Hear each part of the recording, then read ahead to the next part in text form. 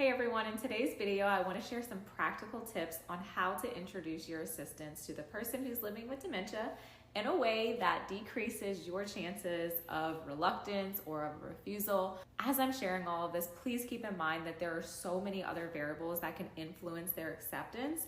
So always just stay curious and consider if there might be other factors at play that could contribute to the reluctance or refusal. Generally speaking, the way that we approach and communicate can significantly improve outcomes for everyone involved. Just some basics. Just remember to always introduce yourself, build rapport with that person, play some music if you need to. Okay, let's dive into some scenarios to illustrate some ways that we can incorporate a better approach. So if we're introducing helping them with changing a brief, the way that we don't want to do this is this. You really need to change that underwear. It looks like you had an accident. Here would be a better way to introduce that. Before we go to bingo, let's stop in here and freshen up. And then of course, we're gonna wanna lead them to the bathroom, of course, if that's the place that we are helping them with assistance for changing the brief.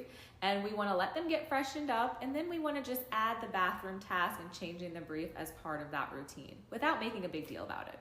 Now, if you're trying to help them get changed into new clothes, here's a way that I wouldn't recommend you introduce that. You haven't changed your clothes in days. It's time to put on some new clothes. Let's look at a better approach for this. Hey Susie, it looks like your daughter just got these new clothes for you. She would love for you to let us know how they fit. Let's try them on and see how they look. She will be so excited to see you in them.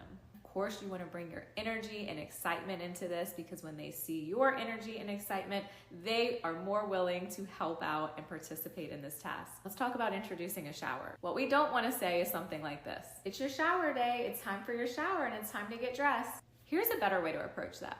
The grandkids are coming to visit today. After we go get freshened up, we're gonna wait for them in the other room. It will be so great to see everyone. Can you see the difference in how I introduce the not so great approaches and then the approaches that I would use if I were helping the person living with dementia for some of these tasks? Now, in the incorrect approaches or the approaches that I introduced that were not so great, what I'm doing in these approaches is that I'm being too direct and critical. And this can cause added resistance. This can cause embarrassment for that person. And we don't want any of that. Do you see what I did with the second way that I introduce each of those approaches? In the second approaches, I'm providing a positive context and I'm making the task feel part of an enjoyable or meaningful activity, which can help create cooperation and acceptance. By making these very simple adjustments in our communication, we can help create a more positive and cooperative environment. Remember, the way we say things can make a big difference in how they're received.